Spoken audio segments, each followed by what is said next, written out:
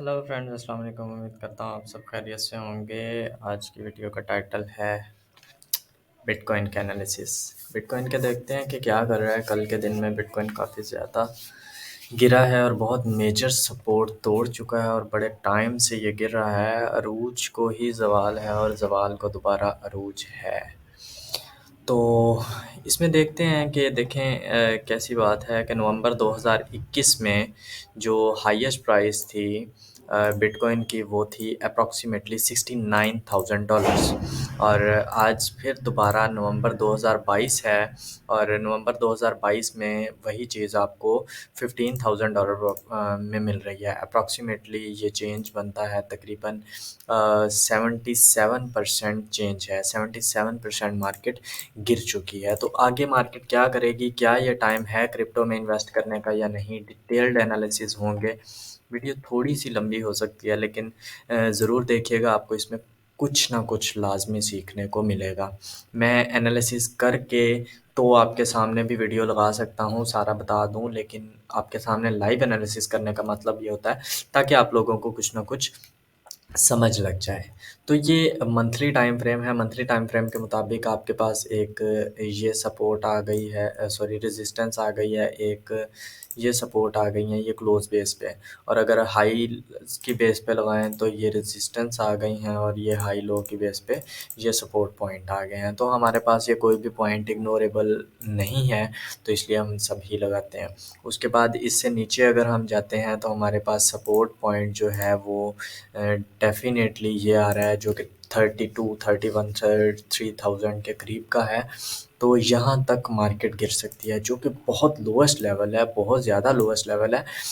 मगर क्या मार्केट यहाँ तक अभी 15,000 तक आ चुकी है? क्या मार्केट 12,000 तक आ सकती है या नहीं आ सकती, या 3500 तक आ सकती है या नहीं आ सकती? इससे ऊपर जो हमारे पास सपोर्ट पॉइंट बनता है वो ये पॉइंट बनता है तकरीबन 10,500 के करीब। तो इससे आगे अगर हम छोटे टाइम फ्रेम में जाते हैं, वीकली टाइम फ्रेम में, तो वीकली टाइम फ्रेम में हमें कुछ चीज़ें ज़्यादा अच्छे से नज़र आएँगी। ये जो हमारी सपोर्ट रेजिस्टेंस है वो हम लगा लेते हैं। वीकली टाइम फ्रेम में हमारे पास आ जाता है कि मार्केट ने ये एक चैनल क्रिएट, एक पैटर्न क्रिएट किया है। Let me change the colour. जी हाँ,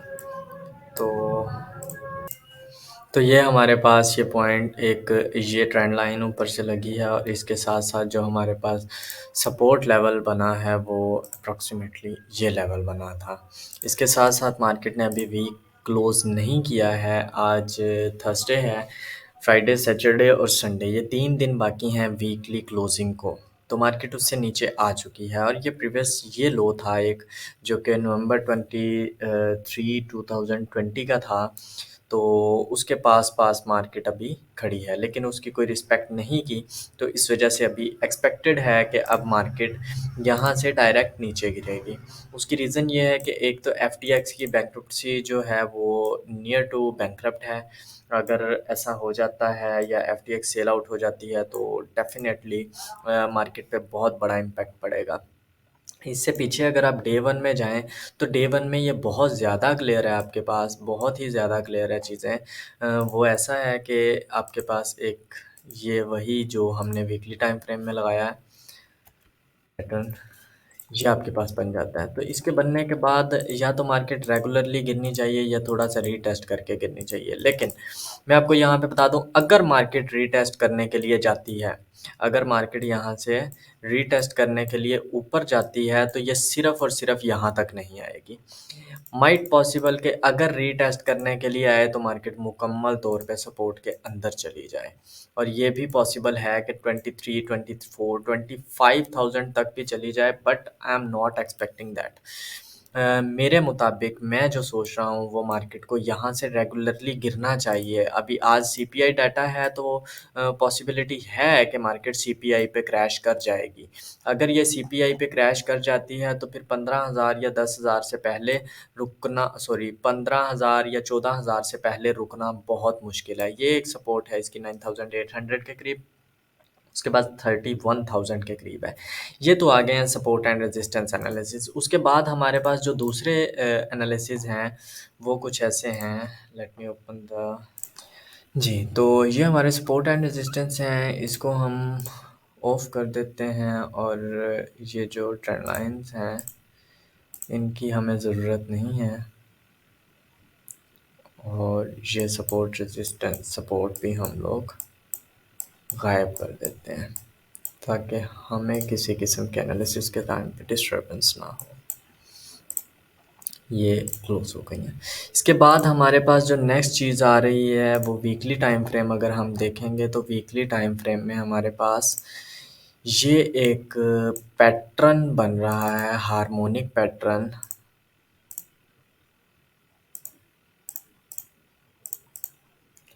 हार्मोनिक पैटर्न के मुताबिक मार्केट ने जो रिट्रेसमेंट परफेक्टली की है वो उसको यहाँ तक गिरना चाहिए, इस पॉइंट तक मार्केट को गिरना चाहिए। गिरने के बाद अगर मार्केट यहाँ तक आएगी, इस पैटर्न को कंप्लीट करने के लिए टेक्निकली मार्केट को इस पॉइंट तक आना चाहिए। लेकिन इस पैटर्न के मुताबिक जो ट्रेडिंग होती है वो ये नहीं है कि आप यहाँ से शॉर्ट कर दें। आप यहाँ से शॉर्ट नहीं कर सकते, आप वेट करेंगे कि मार्केट यहाँ तक इसको कंप्लीट करे, उसके बाद आप लॉन्ग करेंगे। तो आगे एनालिसिस क्या बनते हैं इस पैटर्न के मुताबिक कि अगर मार्केट यहाँ पे आती है तो आपको यहाँ पर रिवर्सल चाहिए, रिवर्सल आने के बाद आप यहाँ से लॉन्ग कर सकते हैं, बहुत अच्छी अपॉर्चुनिटी मिल सकती है। मगर यहाँ पर आने के बाद अगर 3000 और 4000 के दरमियान में मार्केट आ जाती है तो यहाँ पे मेरे अंदाजे के मुताबिक ये होगा कि यहाँ पे एक बड़ी विक लगेगी नीचे की साइड पे, एक बड़ी कैंडल नीचे की साइड पे लगनी चाहिए लाजमी तौर पे। एक फास्टेस्ट कैंडल होगी वो और बड़ी ज़बरदस्त किस्म की कैंडल होगी, वो यहाँ पे लगेगी। जैसे ही वो यहाँ लगेगी तो वो टाइम होगा क्रिप्टो में इन्वेस्ट करने का। तो I will personally invest in the crypto इंशाल्लाह। तो यहाँ पे जैसे ही लगेगा तो उसके बाद हम एक्सपेक्ट करेंगे कि मार्केट 70-75 और ये वो जो भी इसके हाईएस्ट टारगेट हैं। फर्स्ट टारगेट हमारे पास 24,000 और उसके बाद 19,000, 24,000 और उसके बाद 50,000 और देन 70,000 और उससे ज़्यादा टारगेट्स होंगे। तो कोई भी बंदा, मैं पर्सनली रिकमेंड नहीं करूँगा कि 35 पर भी मार्केट आए तो आप बाइंग ना करें। एक दफ़ा उसको डाउन साइड पे मारने देना बहुत अच्छे तरीके से। जब वो कर जाएगा तो हम उसमें बाइंग करेंगे। उसकी रीज़न्स क्या हैं? उसकी रीज़न ये हैं, ये देखें, ये 2017 से लेकर 2018 के दरमियान तक ये इसने सपोर्ट लेवल बनाया और एक्सपेक्टेड जो लोग हैं, जो लोग बाइंग कर रहे होंगे वो डेफिनेटली इस सपोर्ट के पास कर रहे होंगे कि ये तो 5000 का लेवल है, यहाँ से तो ऊपर जाएगी वगैरह वगैरह। तो यहाँ से मार्केट ने एकदम से अच्छा खासा चेंज दिया है, अप्रॉक्सीमेटली 50% मार्केट गिर गई। 50% गिरने के बाद हम यहाँ से इस कैंडल से हमारी बाइंग होनी चाहिए थी। यहाँ से हमने बाइंग की और कुछ दिन मार्केट का लॉस में रहने के बाद अप्रॉक्सीमेटली 13,000 तक गई मार्केट, जिसमें से क्लोजिंग जो है वो नियर टू क्लोज 11,000 कुछ तक है। तो ये प्रॉफिट लेने के बाद आप क्या कर सकते हैं, इस पॉइंट के पास अब दोबारा इस पॉइंट के पास बाइंग करें, या आप और बहुत ज़्यादा सेफ्टी के साथ करना चाह रहे हैं तो फिर इस पॉइंट के पास दोबारा एक कैंडल का डाउन साइड लगने का वेट करें। लगेगी तो उसके बाद हम वेट करेंगे और उसके बाद मार्केट गई तो यहाँ पर भी सेम ही होना चाहिए कि मार्केट यहाँ तक नीचे गिरे सपोर्ट के पास और उसके बाद यहाँ पे लंबी सारी कैंडल लगाए। यहाँ से फिर आप जो जिसने भी सपोर्ट में बाइंग करनी हो अपने रिस्क पे वो अपने हिसाब से कर सकता है। ये मेरे मुताबिक एनालिसिस हैं, ये किसी किस्म की भी किसी के लिए भी रिकमेंडेशन नहीं है। उसके बाद तीसरी चीज़ हमारे पास क्या आती है कि 12,000 के लिए कि मार्केट 12,000 तक आएगी। यहाँ पर देखते हैं कि यहाँ पर मार्केट पहुँचने के बाद क्या हुआ कि यहाँ से यहाँ तक मार्केट पहुँचने के बाद ऑलमोस्ट 85%, यहाँ पे देखें ये फिगर लिखा हुआ है, 85% मार्केट गिरी, यानी कि ऑल टाइम हाई लगाने के बाद 85% गिरी। अच्छा चलें जी, ठीक है, नो प्रॉब्लम। उसके बाद क्या हुआ कि मार्केट ने दोबारा से ऑल टाइम हाई लगाया और ये तकरीबन 70% और ये पूरा 85% उसने कर दिया। यहाँ से देखें, ये यहाँ तक मार्केट ने ऑलमोस्ट 85%, यहाँ पे भी वो 2017 वाला सीन हुआ है। पहले ये सपोर्ट उसने बनाई, अप्रॉक्सीमेटली एकदम से नीचे गिरी और उसके बाद मार्केट ऊपर जाएगी। यहाँ पे 85%, यहाँ पे भी 85%, यहाँ पे भी 85%। उसके बाद मार्केट ने दोबारा ये ऑल टाइम हाई लगाया। ऑल टाइम हाई क्योंकि दो दफ़ा पहले 85% कर चुकी है, तो now we are again expecting के मार्केट 85%, तो हम एक्सपेक्ट कर रहे हैं 2700 के करीब से मार्केट उठनी चाहिए। That is our expectations. 85% तक मार्केट गिरे और ऐसा ही हुआ कि मार्केट 85% के करीब तक गिरी, अप्रॉक्सीमेटली 84%, ऑलमोस्ट सेम। 84% गिरने के बाद अब मार्केट दोबारा गई। तो अब हम दोबारा यही सोच रहे हैं कि मार्केट यहाँ से ये अप्रॉक्सीमेटली 85% तक तो मिनिमम गिरनी चाहिए, $10,000 तक।